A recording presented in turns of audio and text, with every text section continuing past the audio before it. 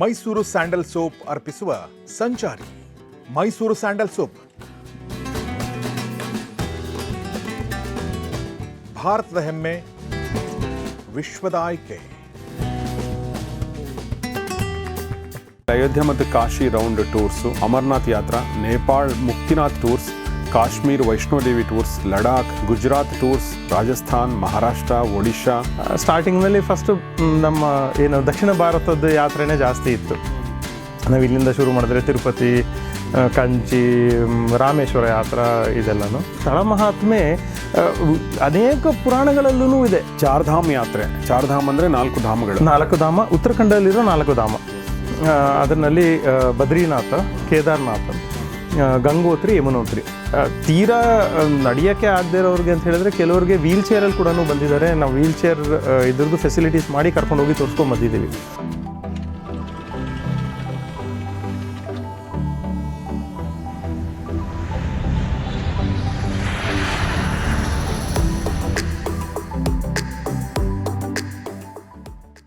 ಸ್ನೇಹಿತರೆ ನಮಸ್ಕಾರ. ಗೌರಿ ಶಕ್ಕಿ ಸ್ಟುಡಿಯೋದ ಈ ವಿಶೇಷ ಸರಣಿ ಸಂದರ್ಶನ ಕಾರ್ಯಕ್ರಮ ಸಂಚಾರಿ ನಿಮಗೆಲ್ಲ ಆತ್ಮೀಯ ಸ್ವಾಗತ. ನಾನು ಗೌರಿ ಶಕ್ಕಿ. ಸಂಚಾರಿ ಕಾರ್ಯಕ್ರಮದಲ್ಲಿ ಬಹಳಷ್ಟು ಜನ ಟ್ರಾವೆಲರ್ಗಳನ್ನ, ಟ್ರಾವೆಲ್ ಎಂಥೂಸಿಯಸ್ಟ್ಗಳನ್ನ, ಬೈಕರ್ಗಳನ್ನ, ದೇಶ ವಿದೇಶಗಳನ್ನ ಸುತ್ತಿರೋರನ್ನ ಎಲ್ಲವನ್ನು ಕೂಡ ನೋಡಿದ್ದೀವಿ. ಆದರೆ ಪ್ರಾಯಶಃ ಇದೇ ಮೊದಲನೇ ಬಾರಿಗೆ ನಮ್ಮ ಸಂಚಾರಿ ಕಾರ್ಯಕ್ರಮದಲ್ಲಿ ನಮ್ಮನ್ನೆಲ್ಲ ಸುತ್ತಿಸುವಂಥ ರೆಸ್ಪಾನ್ಸಿಬಿಲಿಟಿ ತೆಗೆದುಕೊಂಡಿರುವಂಥ, ಕಳೆದ 61 ವರ್ಷಗಳಿಂದ ಟ್ರಾವೆಲ್ ಬಿಸ್ನೆಸ್ನಲ್ಲಿ ನಿರತರಾಗಿರುವಂಥ ಒಂದು ಟ್ರಾವೆಲ್ ಏಜೆನ್ಸಿಯ ಓನರ್ ಇದ್ದಾರೆ. ಟ್ರಾವೆಲ್ ಏಜೆನ್ಸಿಯ ಹೆಸರು ಭಾಗೀರಥಿ ಟ್ರಾವೆಲ್ಸ್ ಮತ್ತು ಅದನ್ನು ನಡೆಸ್ಕೊಂಡು ಬರ್ತಿರುವಂಥ ವ್ಯಕ್ತಿಯ ಹೆಸರು ಗುರುಮೂರ್ತಿ ಅಂತ. Sir, welcome to the show. ನಮಸ್ತೆ. ನಮಸ್ಕಾರ ಸರ್. ನಮಸ್ಕಾರ.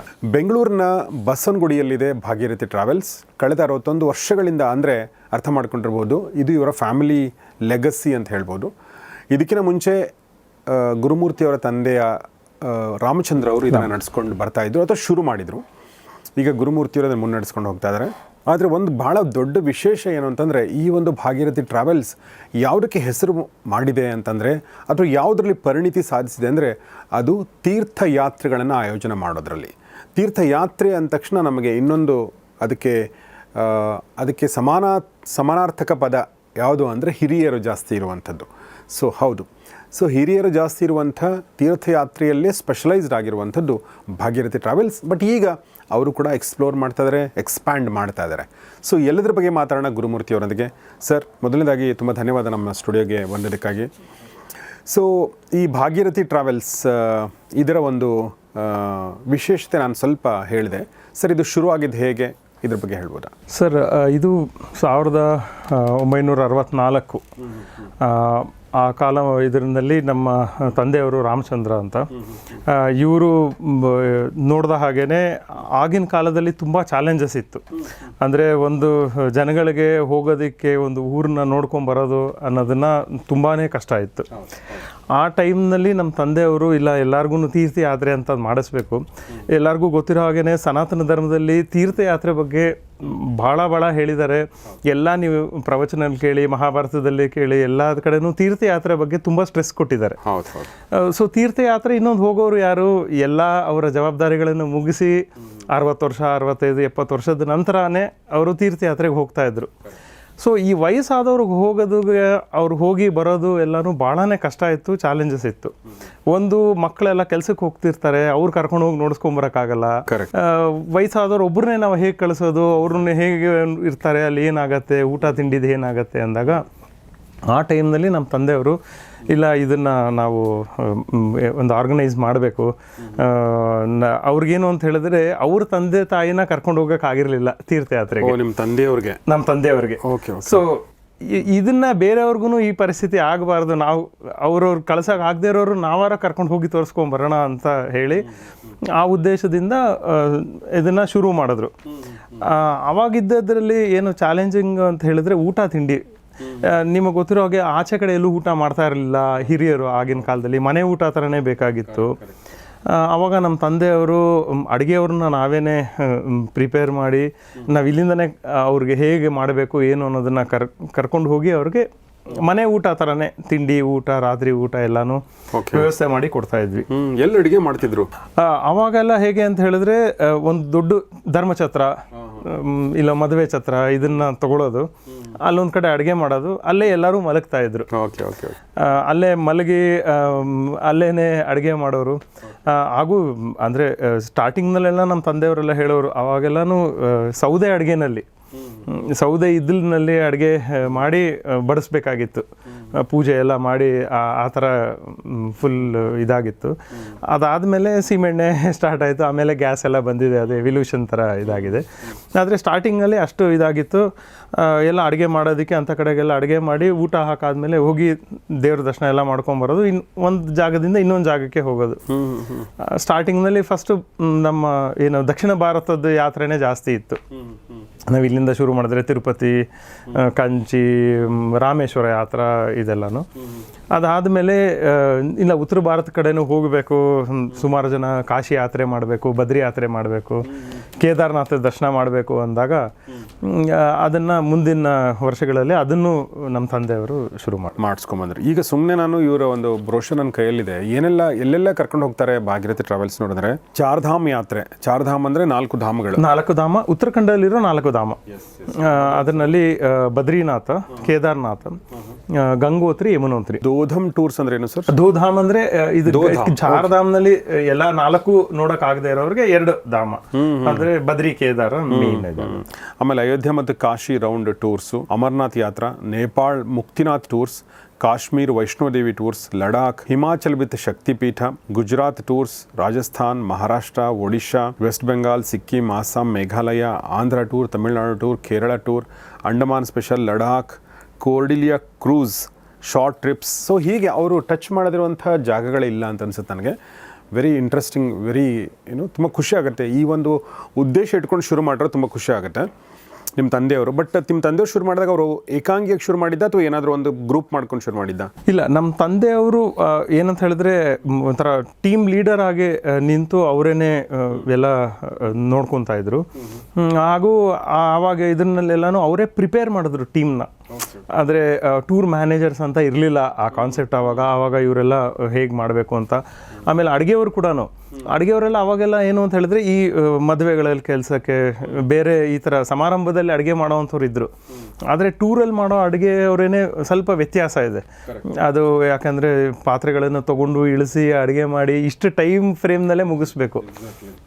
ಈ ಥರದ್ದೆಲ್ಲನೂ ನಮ್ಮ ತಂದೆಯವರು ಅವ್ರಿಗೆ ಟ್ರೈನಿಂಗ್ ಕೊಟ್ಟು ಇದೆಲ್ಲ ಮಾಡಿ ಆವಾಗ ನಡೆಸಿದ್ದು. ನೀವು ಈಗ ಎಷ್ಟು ವರ್ಷಗಳಿಂದ ಇದನ್ನ ನಿಮ್ಮ ಉಸ್ತುವಾರಿ? ನಾನು ಅಂದಾಜು ಒಂದು 25 ವರ್ಷದಿಂದ ನಾವು ನೋಡ್ಕೊಂಡು ಬರ್ತಾ ಇದ್ದೀವಿ.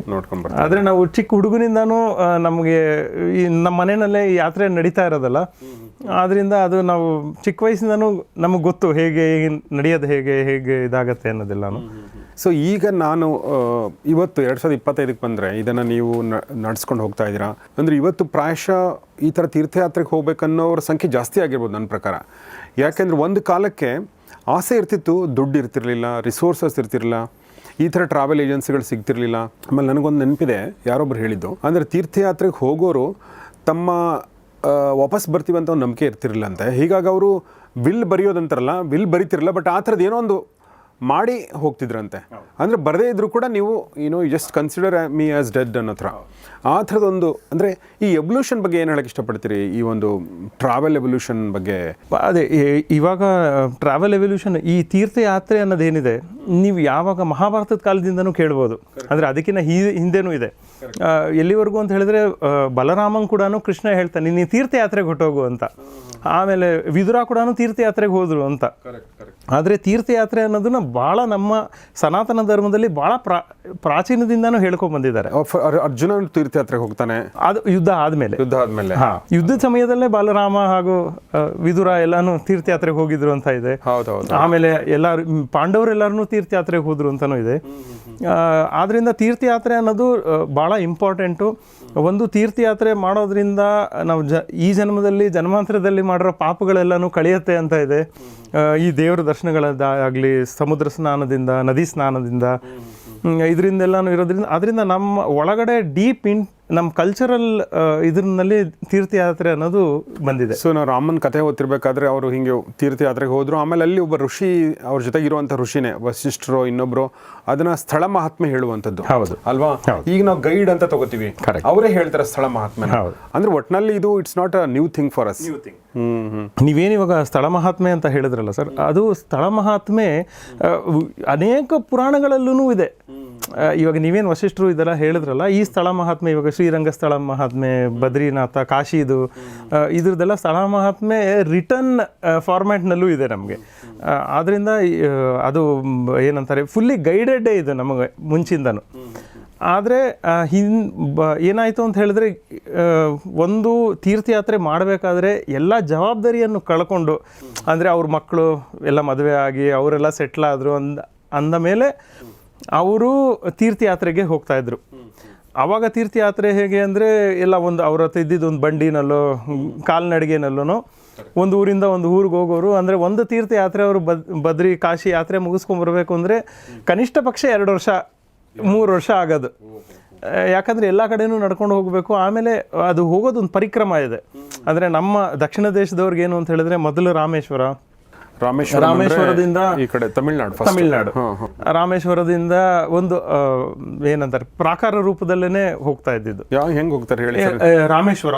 ರಾಮೇಶ್ವರದಿಂದ ಮುಂದೆ ಪೂರಿ ಜಗನ್ನಾಥ, ಅಲ್ಲಿಂದ ಗಯಾ, ಕಾಶಿ ಕ್ಷೇತ್ರ, ಬದ್ರಿಯಿಂದ ಎಲ್ಲ ಮುಗಿಸ್ಕೊಂಡು ನಾವು ಉಜ್ಜಯಿನಿಯಿಂದ ಮತ್ತೆ ಕೊಲ್ಲಾಪುರ, ಪಂಡ್ರಾಪುರ ಈ ಕಡೆಯಿಂದ ತಿರ್ಗಾ ದಕ್ಷಿಣ ದೇಶ ಕೆಳಗಡೆ ಇಳ್ಕೊಂಡು ಬಂದು ಆ ಥರ ಮುಂಚೆ ಯಾತ್ರೆ ಮಾಡ್ತಾ ಇದ್ದಿದ್ದು. ಸೊ ಇದಕ್ಕೆ ಕನಿಷ್ಠ ಪಕ್ಷ 1 ರಿಂದ 2 ವರ್ಷ ತಗೊಳ್ಳೋದು ಅವಾಗ.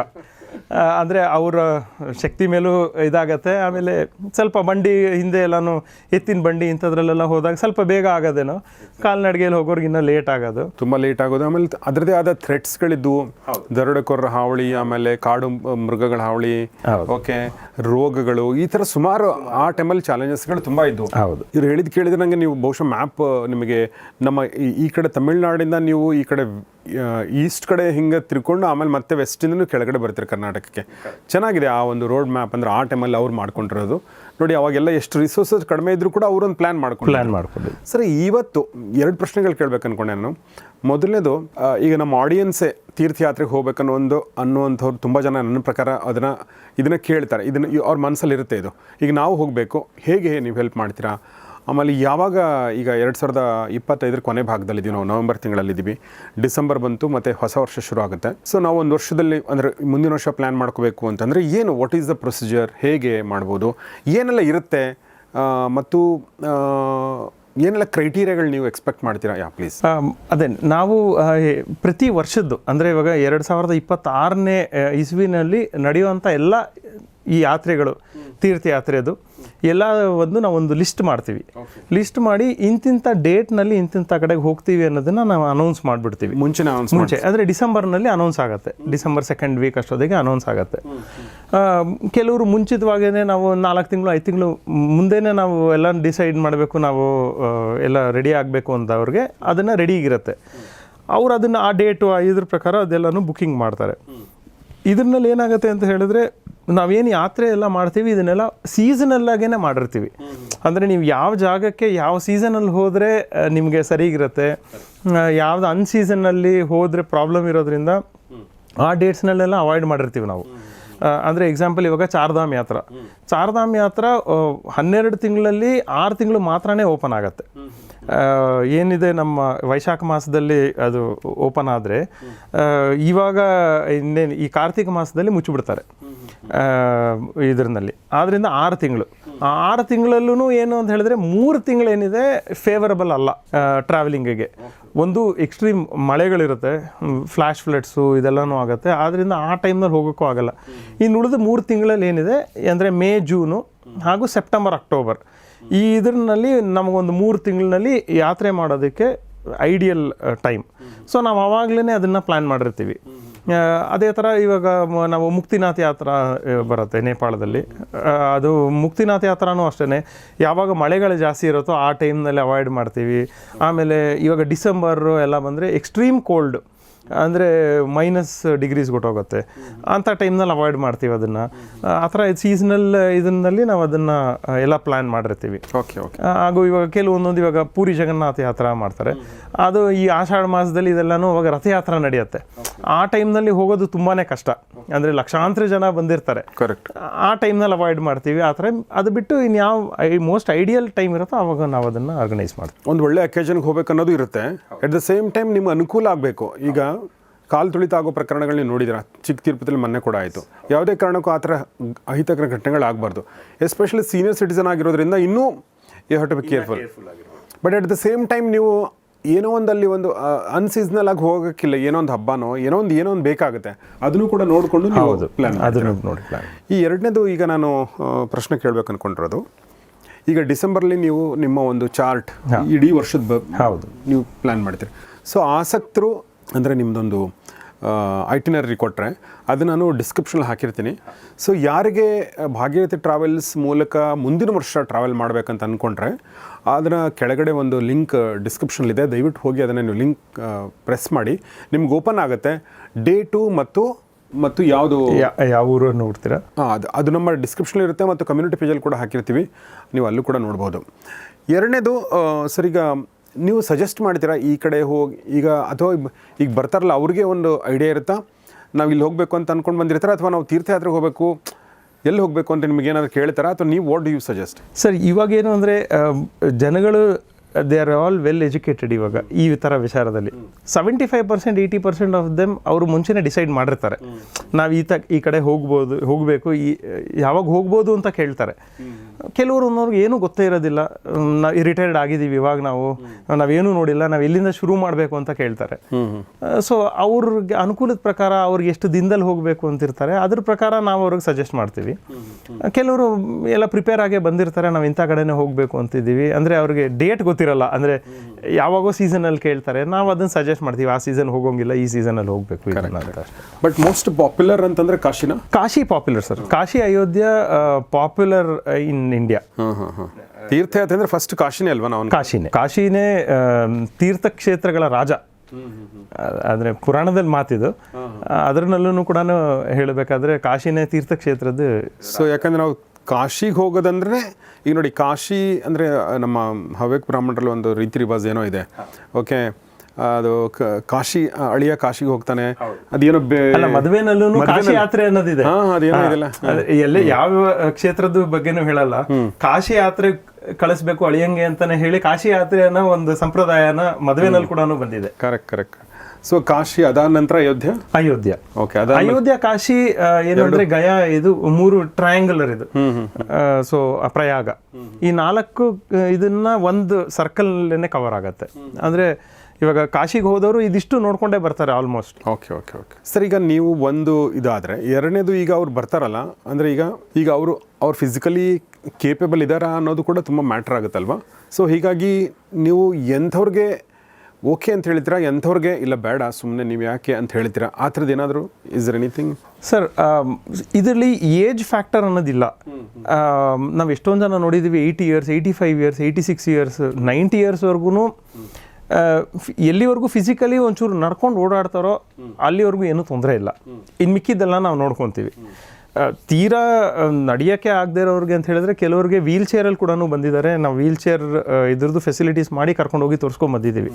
ಇಷ್ಟರವರೆಗೂ ನಾವು ಇದು ಮಾಡ್ತೀವಿ. ಯಾಕಂದರೆ ಈ ಯಾತ್ರೆಗಳೆಲ್ಲ ಏನಿದೆ ಎಲ್ಲ ಸೀನಿಯರ್ ಸಿಟಿಸನ್ ಅಂತಾನೇ ನಾವು ಡಿಸೈನ್ ಮಾಡಿರೋದು.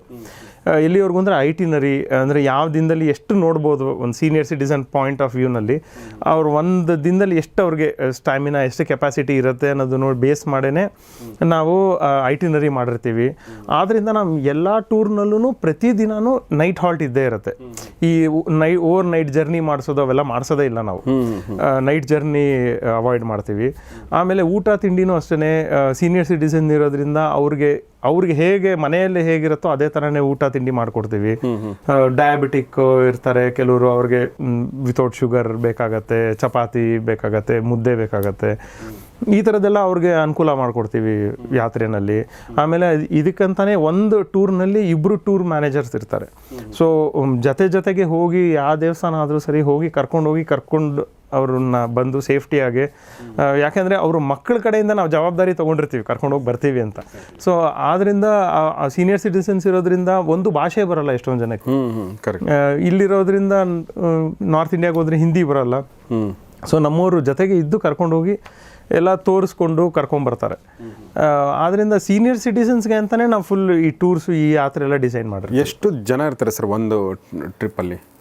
40 ಜನ ಅಂಕೂ ಒಂದು ಗ್ರೂಪ್. ನಾವು ಸ್ಟ್ಯಾಂಡರ್ಡ್ ಗ್ರೂಪ್ 40 ಜನ ಅಂತ, ಅಂದರೆ ಕೆಲವೊಂದು 25ರಿಂದ 40 ಜನ. ಸೊ ಇದು ನಮ್ಮ ಭಾಗೀರಥಿ ಟ್ರಾವೆಲ್ಸ್ ಬಗ್ಗೆ ನಾನು ಮಾತಾಡ್ತಾ ಇದ್ದೆ. ಮೈಸೂರು ಸ್ಯಾಂಡಲ್ ಸೋಪ್ ಅರ್ಪಿಸುವ ಸಂಚಾರಿ. ಮೈಸೂರು ಸ್ಯಾಂಡಲ್ ಸೋಪ್ ಭಾರತದ ಹೆಮ್ಮೆ, ವಿಶ್ವದ ಆಯ್ಕೆ.